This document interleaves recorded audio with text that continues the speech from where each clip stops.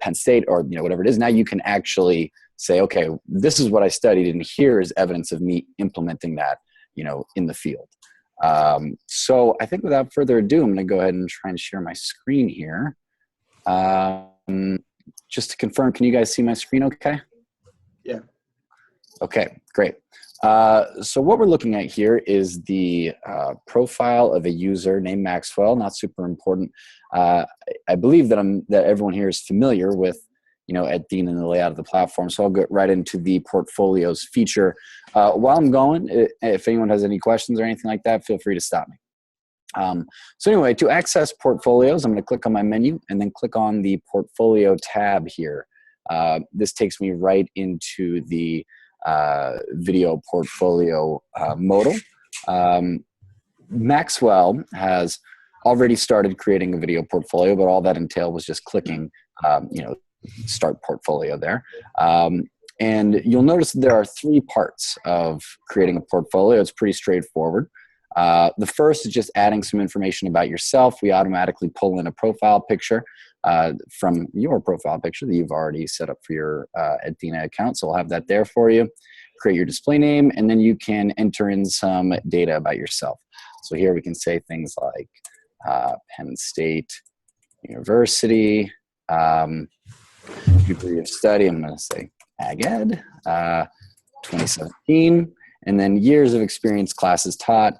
Obviously this will change for everybody, but just to show you, we can go ahead and say 2 there. Now, the rest of the portfolio creation is pretty straightforward, and you'll notice how as you're going through, as you complete each segment, this little green bubble here will show you how you're progressing. And so I'll go into part 2, and you can see that I've already actually attached some videos in here, or a video. I'm going to go ahead and remove this so I can show you guys the whole part of the process. Notice when I removed it here, the 2 bubbles went from green to empty. So what I'm going to do is, to select a video, just click select video, and I'll automatically be prompted to choose whichever videos I already have available in my library. So I'll click select video for whichever I'm working on. And then just as when you go to share a video to a group inside of Edthena, you're prompted to add some important information about it. So Edthena automatically does some of this work for you. It gives you a title, shows you the date that you uploaded it to the platform, and then if you want, you can add some things like where it was recorded. Additionally, it shows you what your grade and subject tags are that you already provided for that video when you uploaded it. So we automatically do all that work for you. One thing that's helpful though is you'll notice this yellow message says help others review your portfolio by tagging skills from the framework. So what you can do here to tag skills to your video and kind of show people this is what, when like a principal say looks at this title, they'll see, oh, we know that this video is on working on multi-part equations. Of course, you could have a different title that says, geometry intro to new material or something like that. Or you can imagine, behavior management, anything like that that's being exemplified. But to add or prompt folks to see other important skills, if you click on the video thumbnail, you can annotate your video to include important prompters for who's ever watching it. So what I'm going to do first, I'm going to go ahead and leave a comment on my video, clicking the plus sign. And what I'll do here is I can say something like, this is where I show my behavior management skills, or something like that. You could say, this is where I implement specific skill A. To that end, what I can do is, and Laura, do you guys currently have a unique framework that you use in the platform? I don't think so. No, we were thinking about using Rosenstein first and the basics, and I just haven't gotten around to all that. Okay, well, one thing you can do here is, so I'm actually going to use a better example. So let's say that at this point in my video, I showed check for understanding. So I wanted to let the user know, or whoever was watching it know, that this is where I equip my check for understanding skill. What I can do is type in that comment and then click add framework. What this does is it adds a bit of context to whichever comment I'm leaving. So I like to use the Teach Like a Champion framework for these kind of demonstrations. And what I can do then is I can tag my comment to a specific strand of that framework. When I click submit, that comment automatically populates right below the video, exactly where I told it to. And you can see here that it says related to check for understanding. So now whoever watches this video, they will see at this point, oh, okay, here's where Maxwell is showing me that they know how to check for understanding, or that they know how to do skill X, whichever might be relevant for whatever video you're submitting. So I'm going to go back into my portfolio now. And what you'll be able to do here is you'll see the skill that I highlighted. So you'll see that check for understanding is one thing that I show or work on in this video. Again, this is all for the purpose of adding a bit of context for the principal or for the employer that you want to be watching this video. So I'll stop there. Any questions about how to tag a skill to your video or add different skills highlighted there? Sound looks good to me. Okay, cool. So finally, if you want to add another video, you can just click this button here to do that. Very straightforward. It's the same exact process again. You'll be prompted to select another video from your library. You can go ahead and click add video again. And you're prompted to go through the same process. You can add up to 3 videos for your portfolio.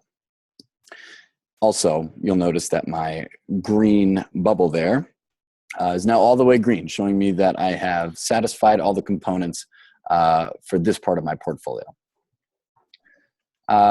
Now, the last part of this is you're going to create your URL. This is where you can tell Edthena what you want, the unique link that you're going to pass on to principals or include on your resume. This is where you can ask them or determine what it's going to look like. So we automatically populate your name to use for the link. But if you wanted something else, you could type that in here. So you could say Maxwell Douglas 123 if you wanted to, or something like that. Because there haven't been that many people using portfolios yet, or we just created this feature last year. Good news is, unless you have a super generic name like John Smith, it's likely the case that your URL will be automatically available for you. Once I'm satisfied with my URL, I'm going to click reserve it. And what happens is that this is now my link. So as soon as I'm ready to publish my portfolio, this is what I'm going to be able to pass on to other people in order to give them access to it. Now, the last thing you'll notice is that it does not yet tell me that I can publish yet. This is because I have not done something important up here in this first section. I'm realizing now that I need to confirm my name. As soon as I've done that, I can see that part 1 is complete, part 2 is complete, part 3 is complete. Last step is to publish my video portfolio. And at this point, it's been published. So a few things just to kind of show you what's happening on this screen. This is a preview of, or this is a message you can quickly copy and paste into an email or right onto your resume. The important thing is that this is the link that whoever you share this to, this is the link that they're going to use. They're also going to need to use the security code here to access your video portfolio. So the call to action at this point is, what you can do is you should just copy and paste this into an email or onto your resume, however you want to share the link to the resume. You'll notice also right here that the code that you generated is only going to be valid until July 7th, 2017. The reason for this is because we automatically make sure that codes become invalid after a certain length of time. If you wanted to generate a new code, you could just click Generate New Code, and this would generate a new security code for you, in case you ever wanted to do that. Any questions so far about how you would share your portfolio with anybody else? I have one question. Cool. So could I post this on my LinkedIn profile, or would you not recommend that? You could if you wanted to. Okay. That's just, you would just have to know that what that would mean is that anybody, with that code, so potentially anybody in the world who could access your LinkedIn would be able to watch your videos. What we recommend is, just as we say here, putting that onto the top of a resume and then printing it off or emailing that to specific people, or including it in an email that you send to one specific person, either, a principal or head of HR at whatever company you're applying for. Evie, I'd like to pitch in on that. We would recommend you not, because of confidentiality issues with students who might be on that camera. So this is a matter of developing additional resources opposed to wide-based public consumption. So it's more targeted. Think of it targeted, focused communication. So Nathan goes in and talks to him last week, and he can say, as you look and make your decision, I want to show you some examples of where I taught last week in my school, or something like that. Now, I would also like to point out, that's a good point, but if at any time, let's say that, you were to do this, you were to put this link onto your LinkedIn profile or put it somewhere public, at any time, if you wanted people to not be able to access that link or not be able to use it, you could just come here to this section of Edthena. Again, we are in our portfolio tab. And if you generate a new code, that will automatically make it inaccessible to anybody who doesn't have that new code. Does that make sense? Yeah. Thank you. Okay, cool. Any other questions about this? Sharing portfolios, making them accessible to other people? Okay. Last thing I just want to show you is what it looks like. And this is what it's going to look like when, let's pretend that we are a principal and we have been shared this link and we have entered in our security code. So you can see this anytime by just clicking preview. This is going to take you to the link. This is what it looks like for the people who are going to be watching your stuff. You can see here the framework that I tagged, as well as the skill that I know is being highlighted in my first video. Since I didn't include any of that stuff in my second video, that information is not here. But then anyone who wants to watch you in action will just click to watch, and they'll be able to see in action. Again, up here is the important info that I included at the beginning, like my university, as well as my area of study and how long I've been teaching for, or how long I've been working for. That all makes sense so far?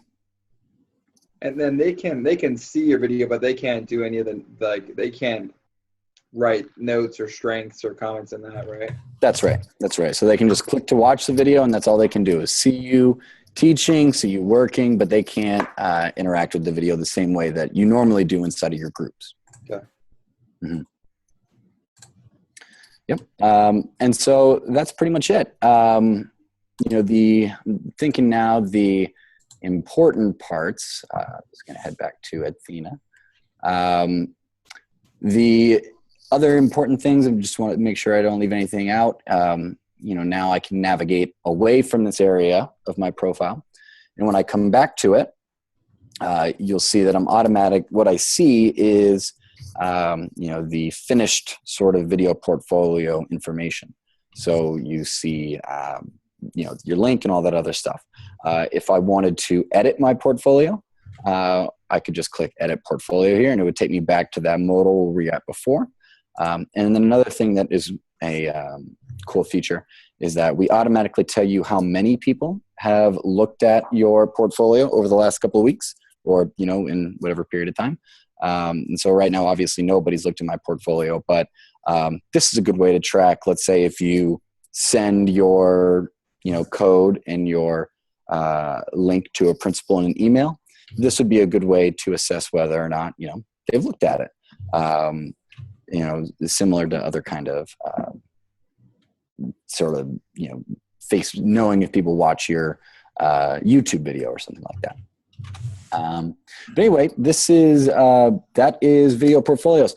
And Daniel, if it would be helpful, and I think I might've sent this over to you before, but if you'd like, I'd be happy to send you again so you could disperse it to the students, our help doc that walks through step-by-step, picture-by-picture, how to do what I just did. And in fact, it probably outlines it in a more eloquent fashion than I was able to do today. Do you already have that? I might, but it would help if you could ping it to the top, and then I'll forward it right out and put it in their hands by this afternoon. Sure thing. Yeah, I can do that. Definitely. Okay, so that's really all that I have so far, Laura, for compiling and sharing video portfolios. Is there anything else you wanted me to touch on here while I got my screen sharing? Well, I actually have a question, and maybe you can touch on this, and it might actually be something that Michael wanted to ask, but sorry, Michael. So you have to share the whole video. There's no way of just showing clips of a video, or like compiling clips that are like your best parts of that, or is it just like marking it so that they know where to look? That's a good question. So in general, to answer your first part, there is a way to create to trim your videos or to create a highlight of the videos that you upload to Edthena. The way that I'm going to do this here is I'm going to go to my libraries. And you'll notice here I'm looking at my library of all the videos I've uploaded. This highlight button right here, this enables me, if I would like, to focus my video down to like one specific little snippet that, for this exact purpose, if you just want to share a 1 minute segment of your video, you can do that here. However, the limitation is you can only trim time off the beginning and end of your video. And so what I would do is move the, bars here. I think it might be the case that there's a 1 minute limit. So this is a bad video, or a 1 minute requirement. So highlight videos cannot be less than 1 minute in length. So this is a bad video to use as my example, but in general, this is how you would use the trim feature. In fact, maybe I can go back and find another video here. Does that permanently delete your original video, or is it just an additional, like, here's the clip and then here's the original video? That's a good question. So what this will do is, as soon as I have the, my video ready to go, let's say I have my 1 minute, 19 second clip that I want to use. If I click Save New Highlight, this will create a new, essentially a highlight of the original video. So whereas before I just had one video, I would then have two, the original and then the highlighted version. Does that make sense? Yep. Great, thank you. And then what would happen is when I go into my portfolio, I would then have both as an option to select for whichever one I wanted to link to. Gotcha. Mm-hmm. Good. Yep. Now, you also asked if you can like combine clips. That is not a feature that we support. So yeah, we don't have any ability to combine videos or sort of splice them together like that. So team, if we were editing this, because we've explored with you and we've been honest about that, going into next year's final presentation, I probably will not ask the candidates to make a highlight video as much as develop a portfolio that has different highlights in it. So they would share that link to the whole portfolio as opposed to one video with it all together. Does that make sense? So you're creating like this, a portfolio. That's the word we want to use. Yeah. We went back and forth between portfolio and video resume, I think, but we landed on portfolio. Maybe serendipitously because we were anticipating that you guys would want to use it.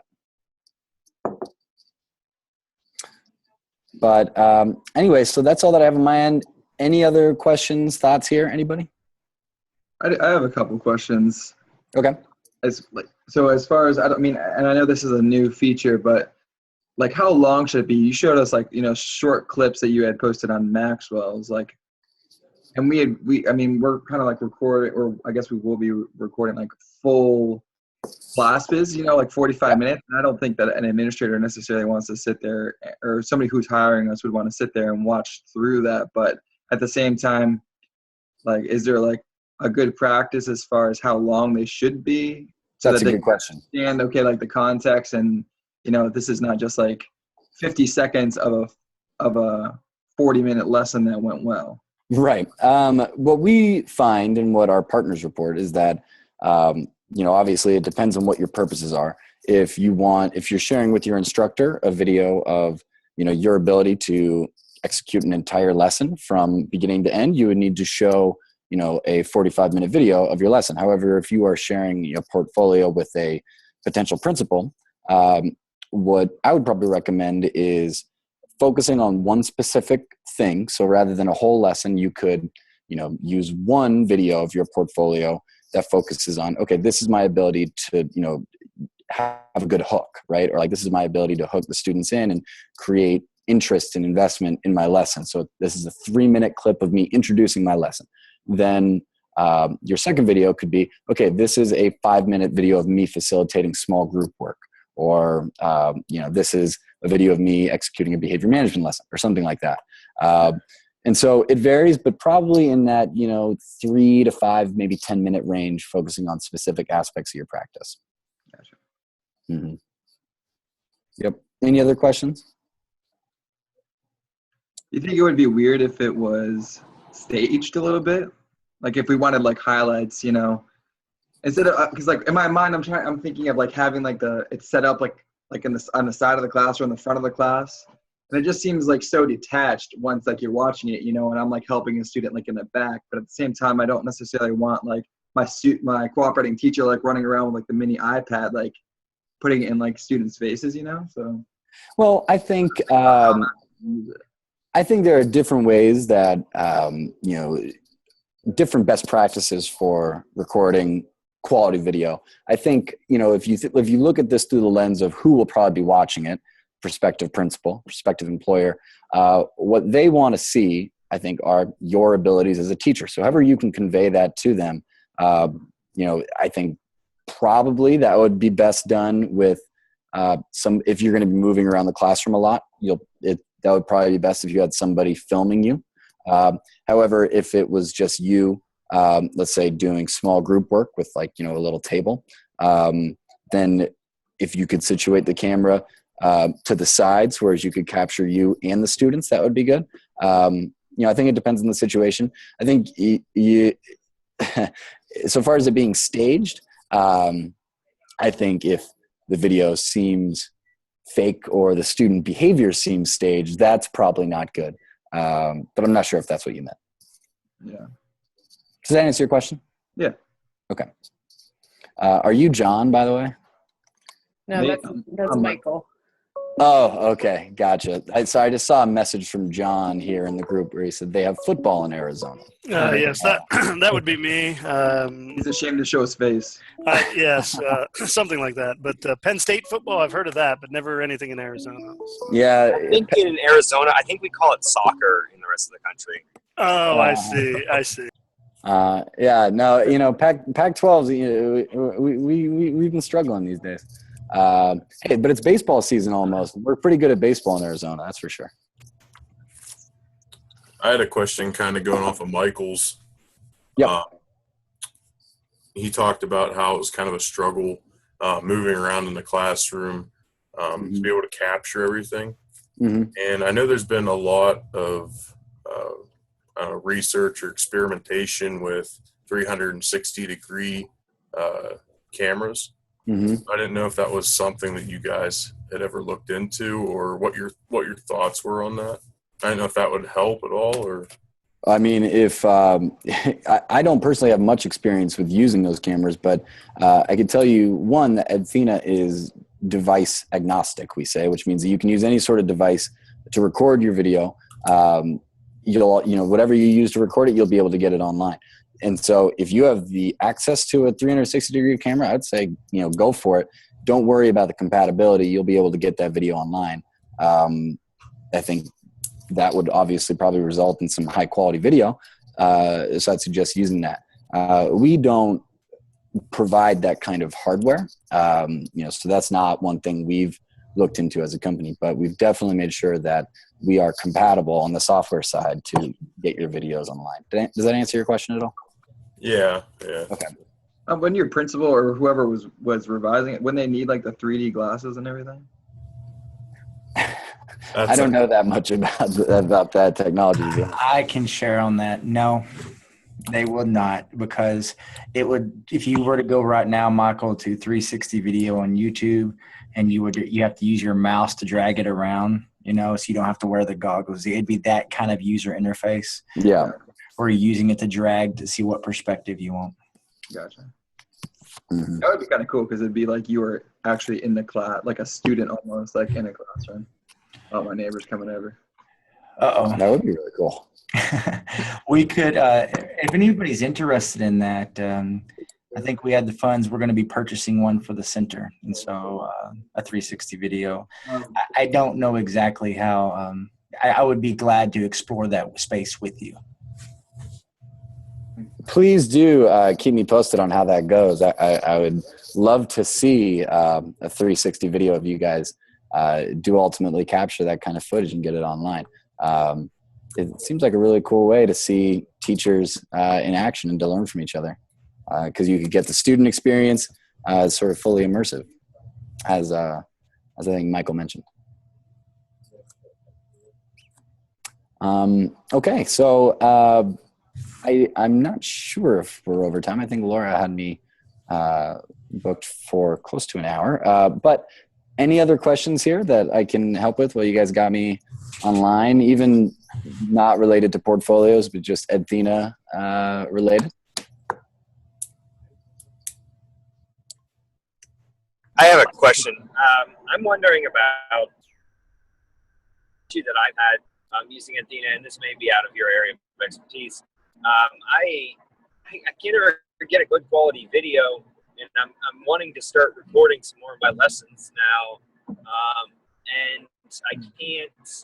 It's like a lot of them I can't hear me. It's like the device I'm using, or and you kind of answered some of this with the other questions, but I'm just wondering what sort of recommendations you might have. What is the way to get the best quality video? I know some that I've taken now, I wouldn't want to show to administrator because then I might look incompetent at my videoing ability. I'm just not sure what sort of recommendations you might have for that. Good question. So I think one thing that we've seen really make a difference in people's videos is purchasing. They have available like external microphones for if you use an iOS device, you can just plug it into the headphone jack of your iPad or your iPhone, and that genuinely improves the audio ability or audio quality. And then there are also different mics you can attach to yourself. And so I think having that quality audio piece is that's a game changer. And what I'll do is I'll actually send over to Daniel when we get off the phone. We have a few different resources that outline both, our recommended equipment for recording video. So it includes those microphones. It also outlines other things we suggest, such as tripods, which tripods make a big difference in stabilizing the video that you capture, which can be influential, as well as there are other devices and sort of supplemental things that we recommend there as well. I'll also send over to Daniel a help doc that we have that outlines best practices for recording video. And so what I generally tell people is if, for these kind of high stakes videos that we're talking about here that you would include in portfolios, if you're going to be moving around the classroom, and really if you're going to be working with, a class of 30 or so students, it's probably preferable if you can have somebody there to record you. But if not, one thing you can do is, if you set the video up in sort of the back of the class, so you can get the student interaction in conjunction with you yourself teaching, and then maybe if you go out and purchase one of those $30 to $50 microphones, I think, then that will help you capture the audio even when the camera's in the back of the class. So I think things like that, having either somebody film or using a microphone to enhance the audio when the camera's far away, those are two best practices that I would tell you to give a try. And those are both outlined in the help docs I'll send over to Daniel when we get off the phone. And so Daniel can disperse those to you guys as well. Does that help? Yeah, that's great. Thank you. Cool.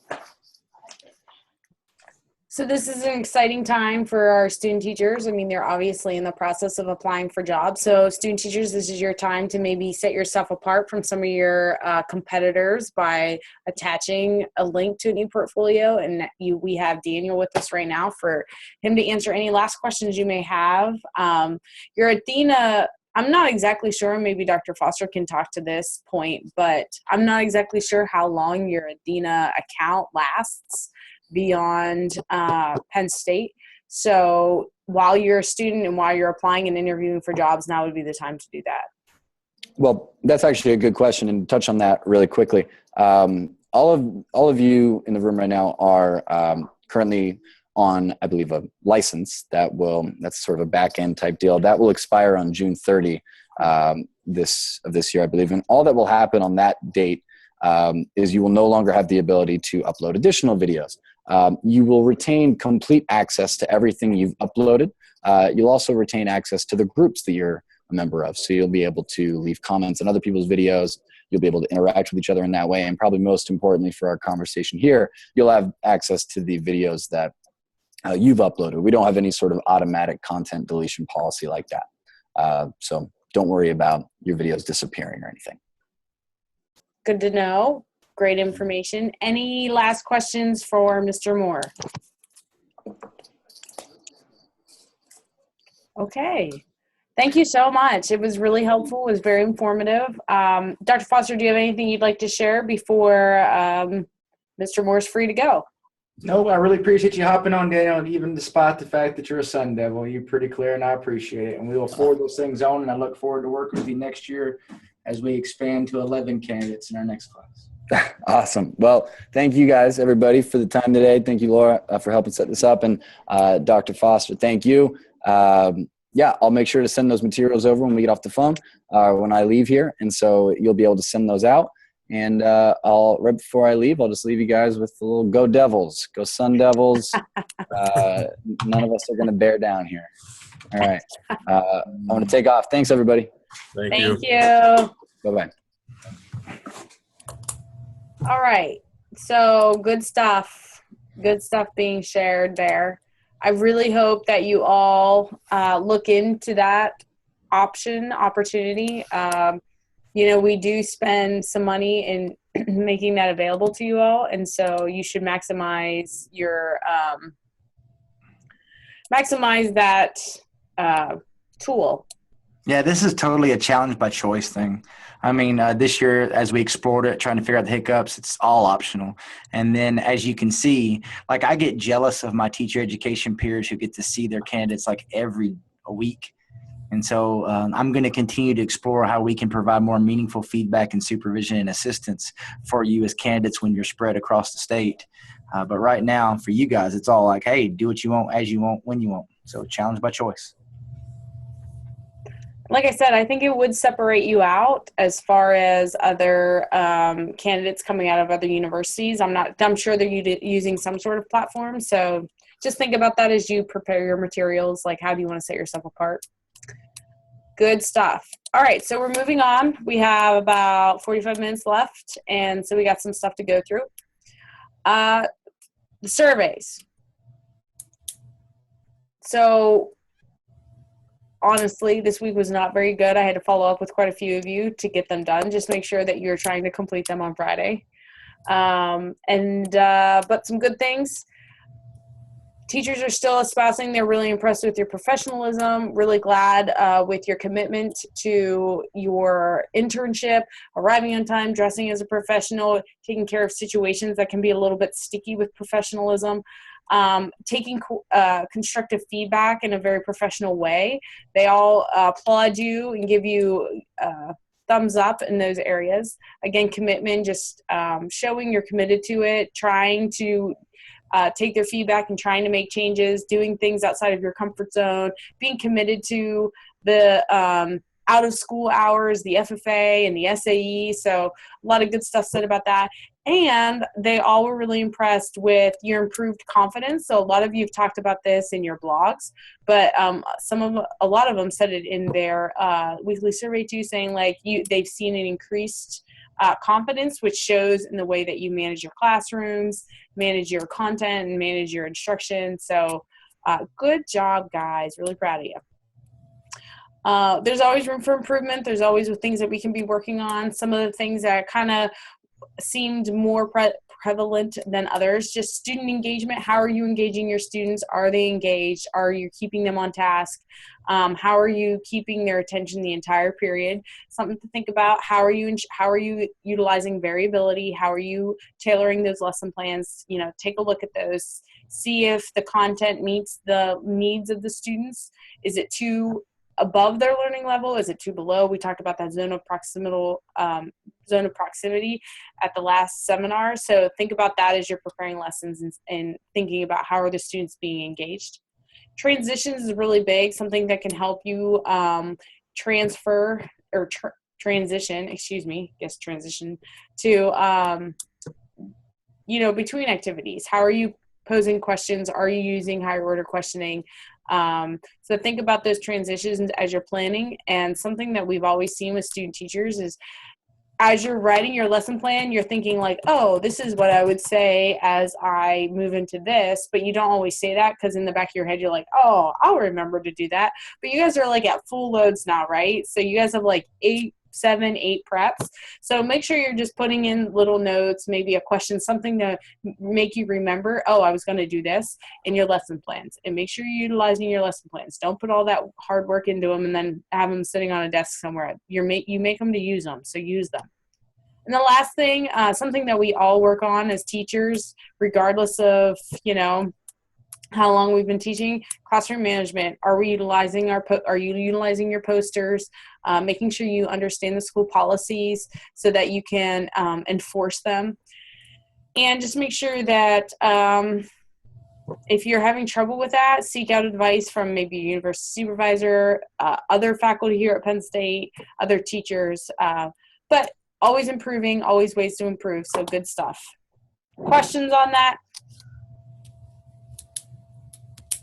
Hey, team. She did a good job of highlighting that, but whenever I hear this and see this and I see them coming into the surveys and we identify these ops, do you want to talk about any of them or are you good? Do you have an idea how you could improve on that? Or is there any one of those ops that you want to bring out for conversation at this point?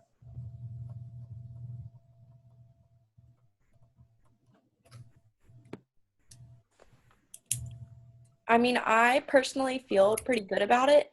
I personally feel a huge improvement from my first few weeks.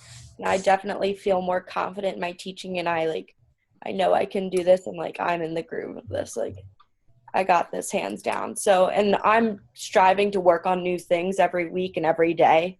So it's good to reiterate what I need to work on, but at the same time, I'm working on it with my cooperating teacher and myself. So. Yeah. Cool.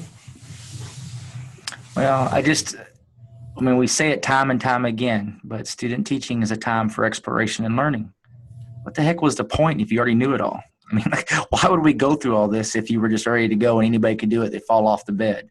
So it's very normal to have setbacks. And you've heard me say this before, if you go through an entire day and you feel comfortable, then you might need to revisit if you're doing enough. Okay? To be honest, for this 15 weeks, it's about stretching yourself and saying, well, I think I got this down. Maybe I'm going to add and try an example that I've had some of our candidates do in the past is I've never done this E-moment. I'm going to see if I can actually do it. So that's the beauty of student teaching is you should always be stretching. Your goal is to grow by staying outside your comfort zone for 15 weeks, but that can be uncomfortable, right? So, I can't tell you enough how normal it is. It's normal. It's okay to have bad classes, to have setback, to have things not go as you planned. What's not appropriate is to accept that that's going to be the status quo going forward. We can have bad days. We just don't need to have a string of I don't know, 3 weeks of bad days. Okay. So, and I haven't heard that to be a concern at this point.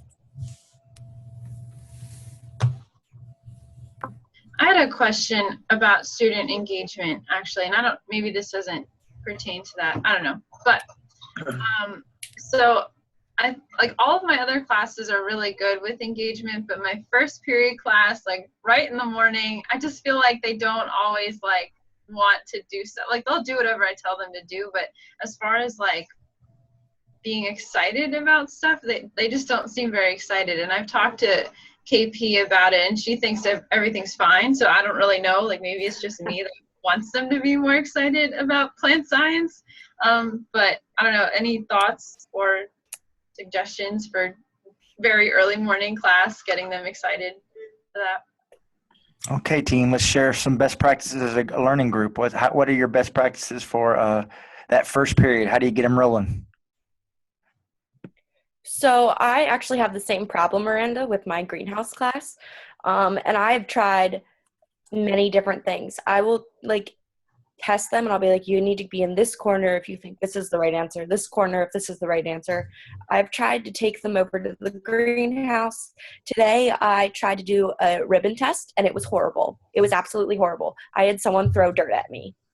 So I'm not sure. I'm in the same boat as you, but I've tried a lot of things, so I don't know what else to do as well. Actually, Michael, I think isn't it dirt if it's not where it's supposed to be? Is that how It I thought he said O'Doyle rules. Oh, that was good too. It was dirt because it was thrown at me, but it was soil. And I yell at all my students when they use the word dirt, and they do it just to tick me off.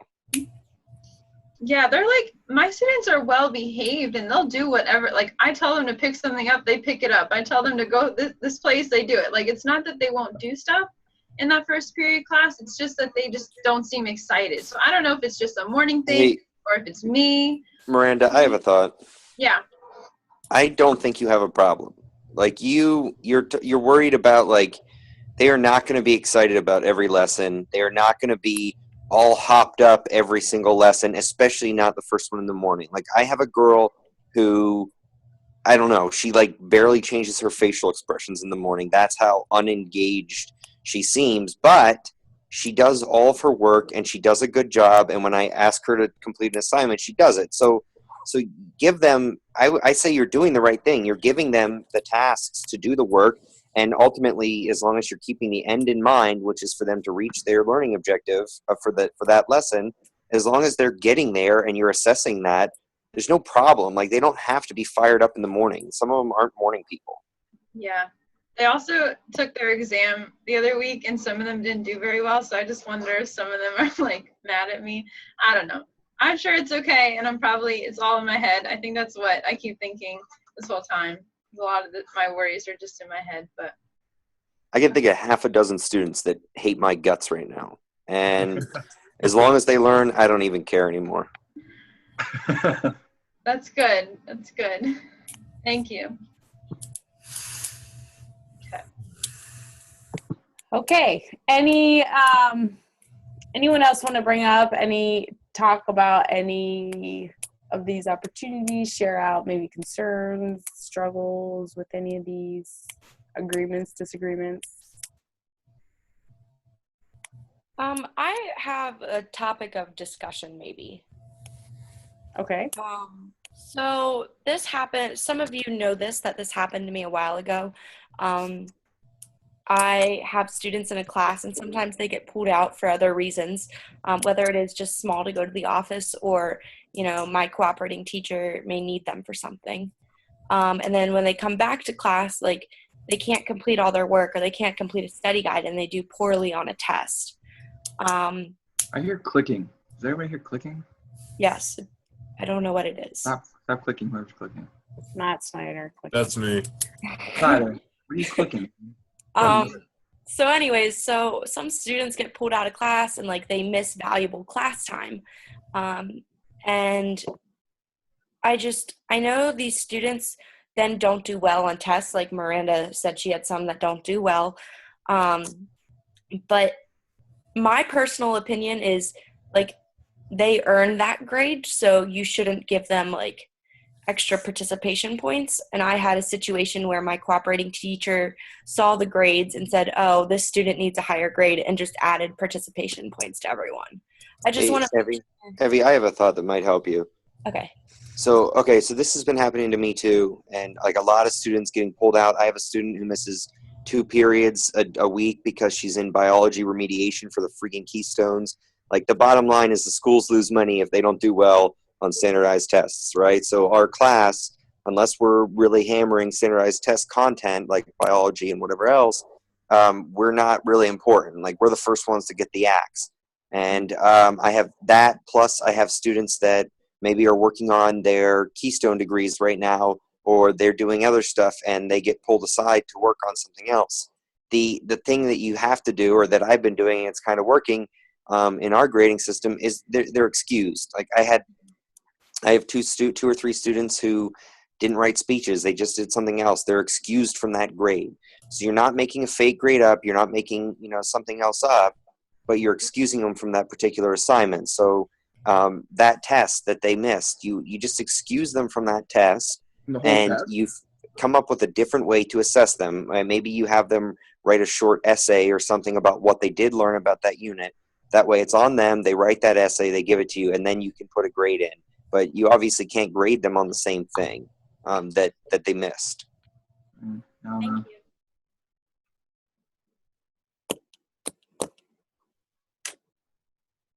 Anyone else have anything?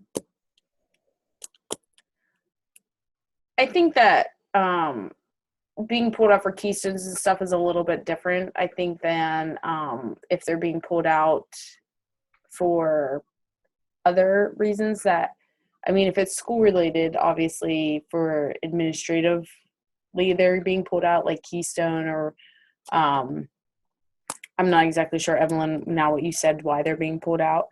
But in your case, I do know you mentioned about your cooperating teacher using them. That's just communicating in a very well thought out, very professional way, asking your cooperating teacher if there'd be a way that she or he would not pull the students out of your class, or see what they're doing and seeing if there's any way that, like Matt said, maybe they're excused from something, but there's another way that they could make it up by being pulled out.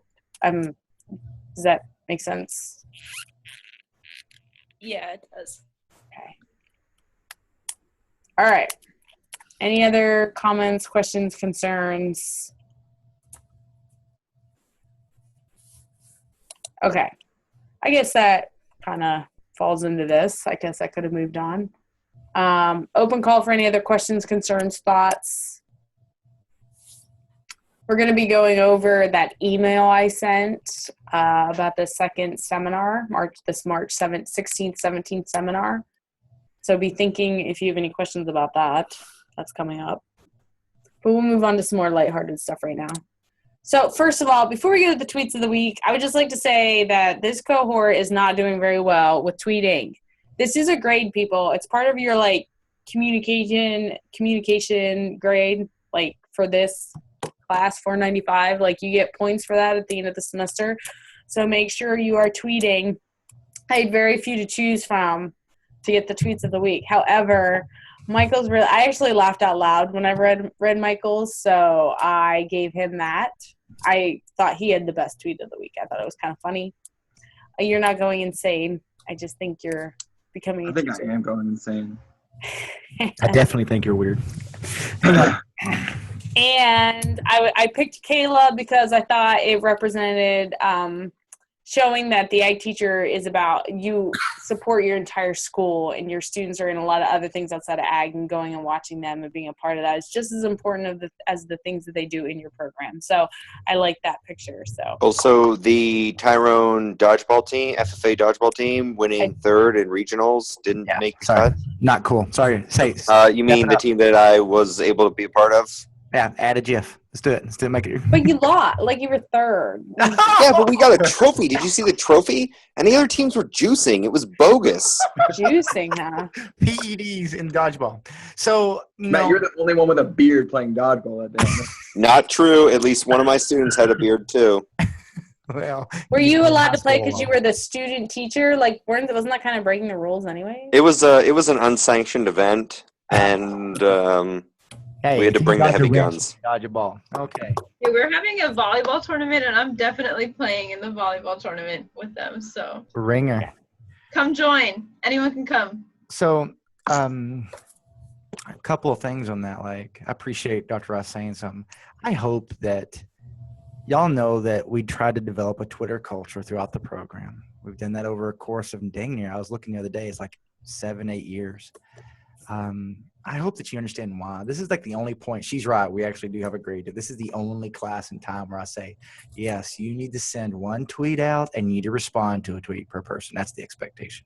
So pretty low bar. But I would hope you'd understand why. Surely by now, after being in a public school setting, you understand that our challenge of telling the school-based ag-ed story is so real. I mean, there's so much people that don't even know that we exist. And so how can we put that out there in the world and be able to use it as an example? So that's one reason. And two, hopefully you realize now that how important it is to really have a professional learning community. So if you're having a hard time thinking of cool tweets, like think about what you would want to share or tag out to PSU AgEd 18, because they've already started and that hashtag's going. So the group behind you. So I'll throw that out to you. But I hope that you understand the pragmatic and nature behind this request. Cool. So good tweets of the week this week. Make sure there's some good ones for us to pick from next time. So good job. Oh, that's how I like kind of talking down about mine. It's like mine was like the best, but it's of the sucky week. No. Whoa. I just said I laughed out loud when I read You're the that. winner of the losers, Cahill. Jeez. Ay. Good. Moving on. Hey, our moment of Zen. It's that time of the week. And this week, Moment of Zen is brought to you by Mr. Matthew Snyder. So, what do you got for us, Matt? Okay. So I don't know if I have an exact moment, but I would like to share. My freshmen have been a very rowdy, cantankerous bunch and very hard to control. And Dr. Rice can tell you that during her first visit, she would agree that they were very hard to control. But that has been my biggest struggle so far. But the last week or so it's been improving very slowly, but it's been improving. And right now it feels like the rapport is just so much better.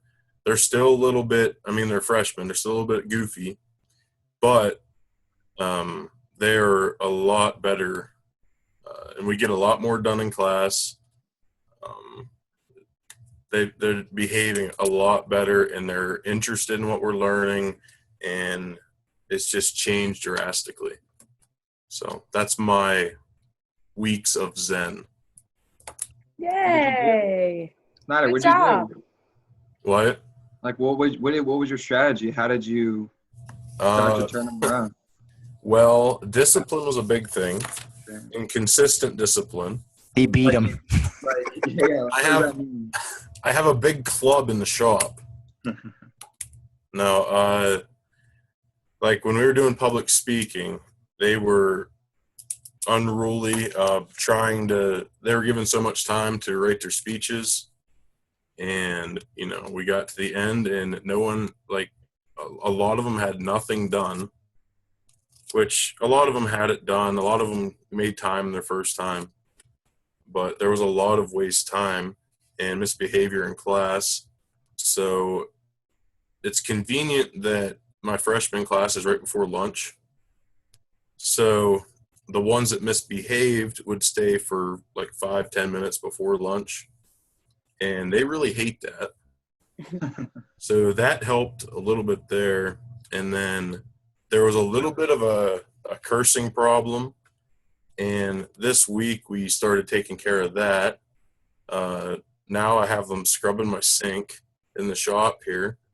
And the sink is pretty bad. Like, the kids, when they're welding, they just come over and cool down their metal. So there's like slag and other stuff all through the sink. So scrubbing that for a full study period definitely helped. But I think just them seeing the consistency, and I think if you're gonna do, like, if you're gonna say something, you have to go through with it, whatever it is. So make sure whatever you say you can do, and then make sure you follow through with it. And that's what's really helped with that class. But we still have a lot of fun in that class, but we get through what we need to now. So Sometimes whenever you have, you think, oh my goodness, I am trying lots of things and nothing seems to happen. I mean, small seeds that you plant will eventually blossom into something bigger. And so I have to agree, Matt has just kept at it. He's tried different strategies. And the day I visited, they weren't that bad. He made it sound a lot worse than it was. But Matt also just a command of the room and having a presence in the room is a big thing. And Matt has that. So, I mean, but kudos to you. Yay, I'm proud of you. We're all happy for you. well, that's like one other thing is, yes, I can get attention of the room when I raise my voice or yell, but that's not who I am as a teacher. So that was another kind of a struggle, because when I did that, it worked, but that's not the atmosphere I want to have. So that was a kind of a struggle to get where we're at. So. Oh, I love that. That was really good, Matt. That's really good. Good job. All right. Next up, Kayla's not here. I'll let her know. She's going to be our next Moment of Zen presenter. So some important dates.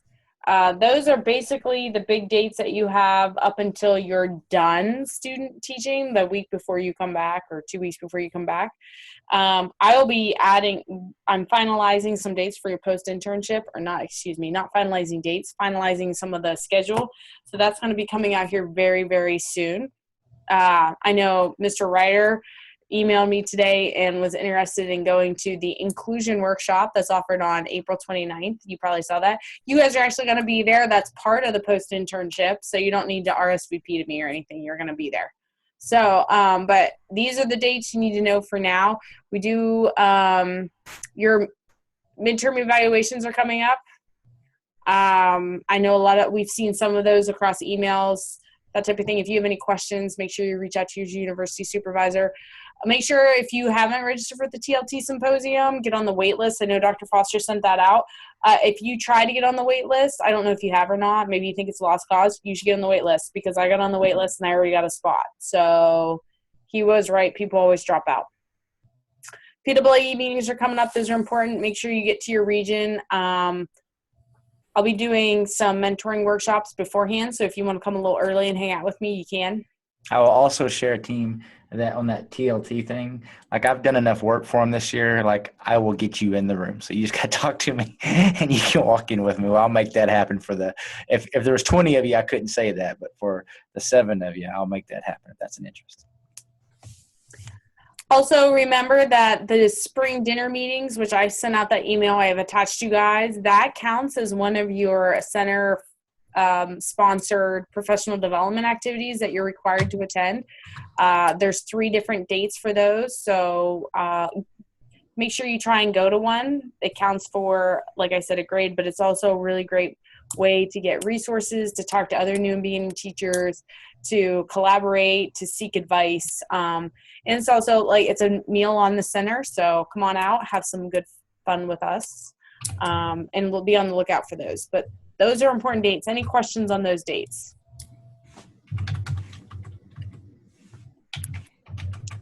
All right. Everybody's tired.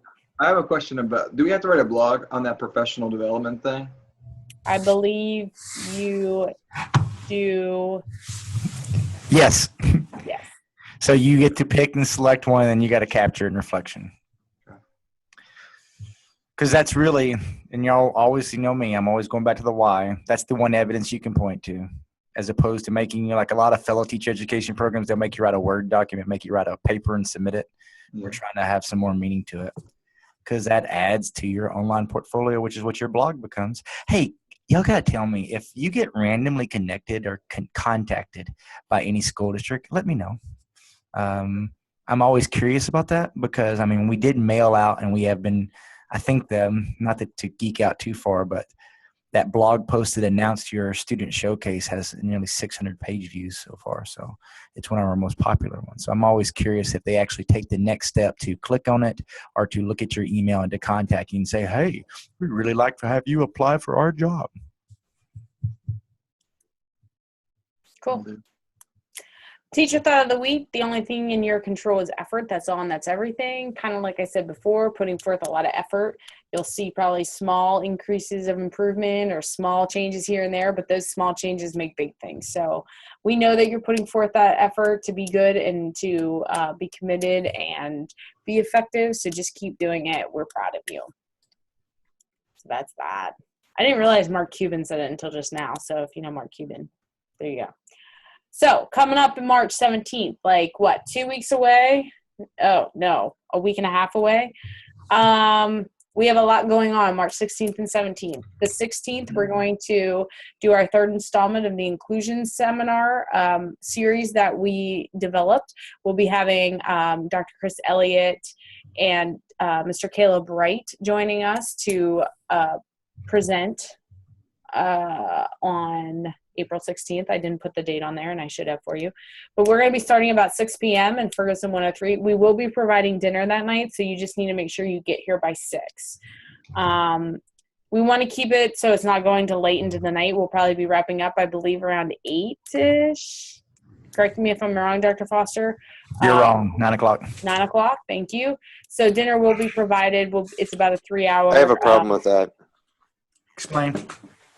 Wait, is that meeting March 21st? No, this is March 16th. Oh, This is okay. Next Thursday.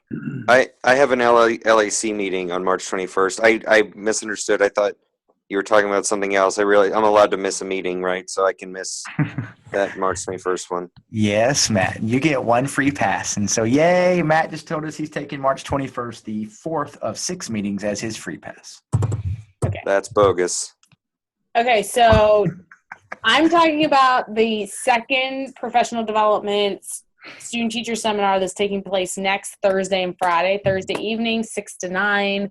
We will be providing dinner. We're going to be in Ferguson 103, which is right beside the bathrooms, I think, there, like on the first floor, the female bathrooms. The next day, that next morning, we'll be doing the tuning protocol mock interviews. We're excited to have a potential PhD candidate that has a lot of experience in ag ed joining us. Dr. Chris Elliott will be there. They're going to join us for the tuning protocol. And I sent out that long email. It had a lot of information in it. And I know maybe you haven't read it yet. Some people have printed it out and are going to read through it a little closer.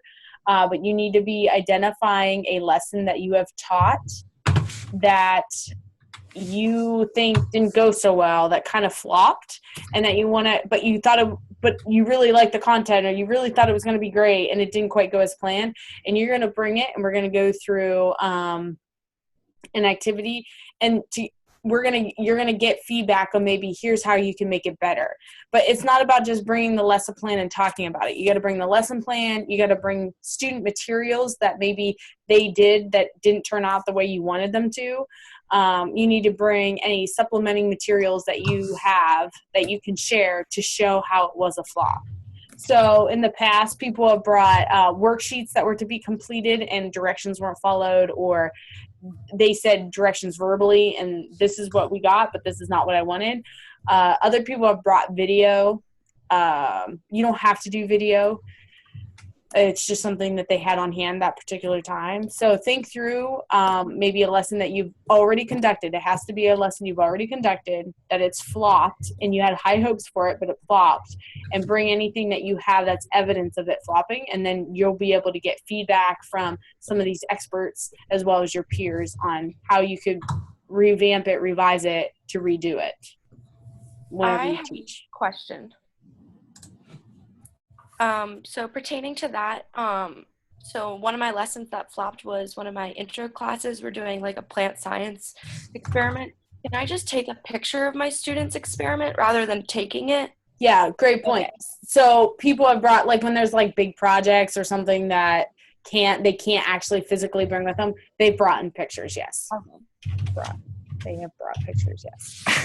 What if, for example, I attempted to do a canning lab with my students and I wanted to bring that in, but I can't really bring the canning lab?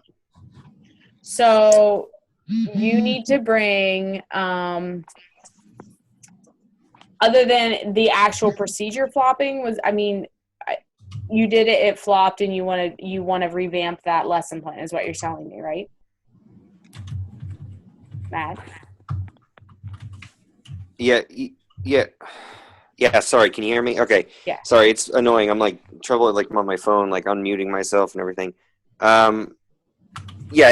Literally every single thing went wrong. It was probably the worst day of my life. So, okay. Yeah, there's no one thing I can nail down and say like, oh yeah, that needs to be fixed. No, it was a catastrophe.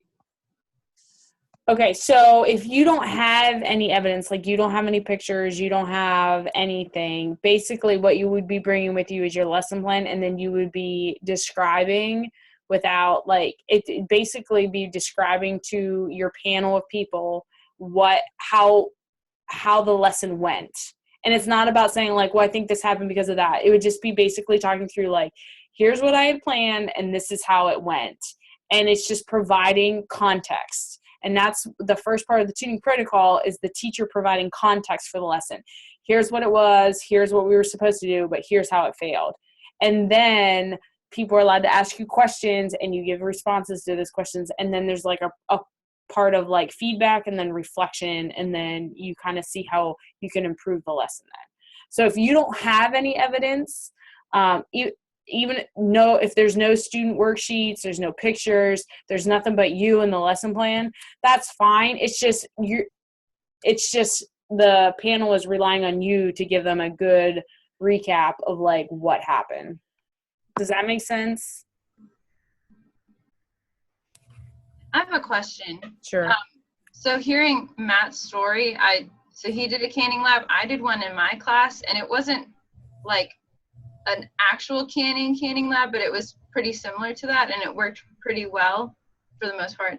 But would it be beneficial to like have us each share the things that didn't go well, so I could share with him now that packet that I used in my class that worked kind of well?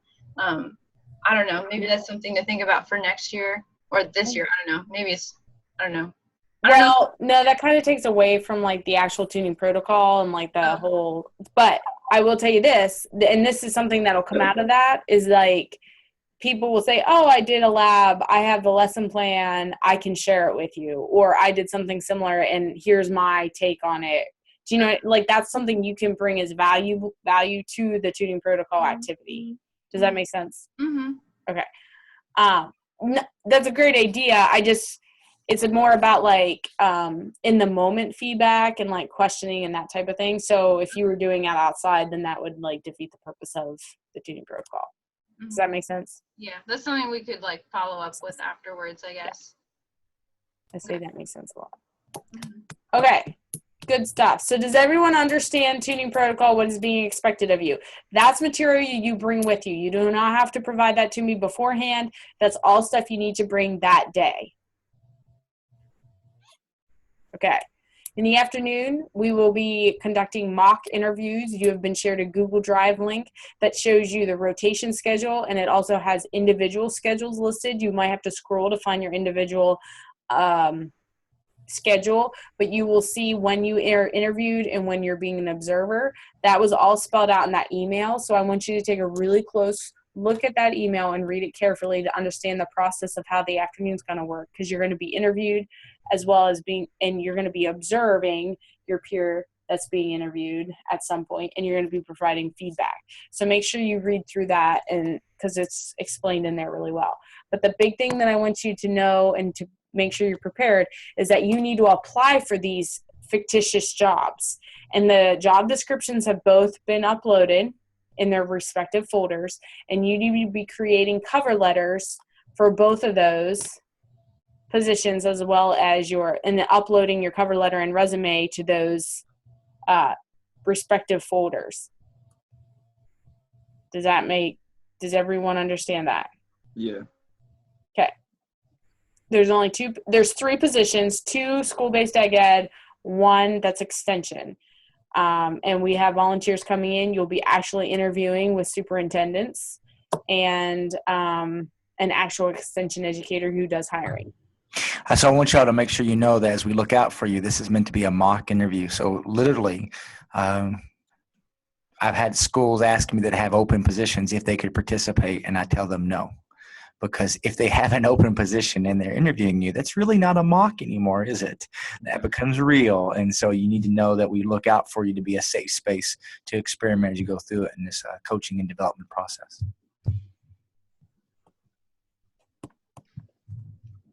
So it'll be actually a long day. We start relatively early.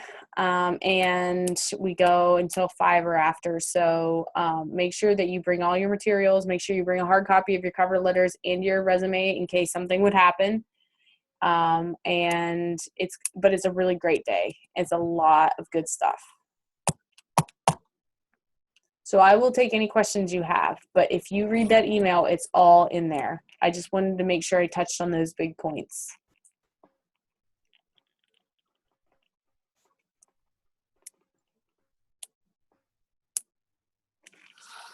Okay, well, if there's no questions and everyone understands everything, that's great. Our next meeting is Tuesday, March 21st, that Matt Ryder cannot be at, and it'll be our 4th of 6, and it'll be on literacy strategies. Dr. Ewing, what time does that LAC meeting start? Maybe I can be at this meeting.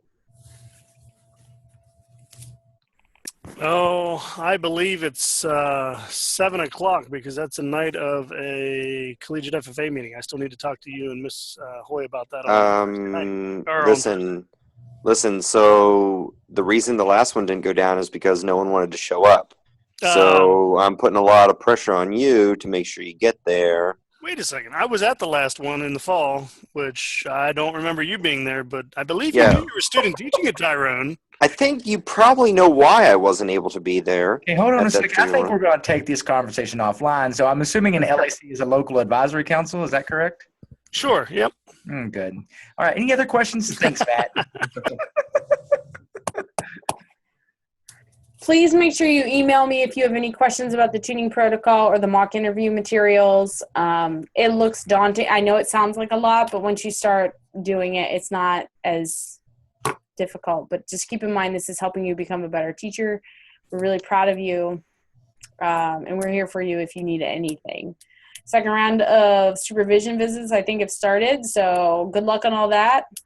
And we're here for you if you need us. But that's all I have. I'll let Dr. Foster and Dr. Ewing have any last comments, and then we'll be done. Hey, sometime in the next week, I'm going to extend an invitation to you to join our NCAA Tournament March Madness selection bracket. Woohoo! Yeah, you don't have to, but I will do it. It'll be fun.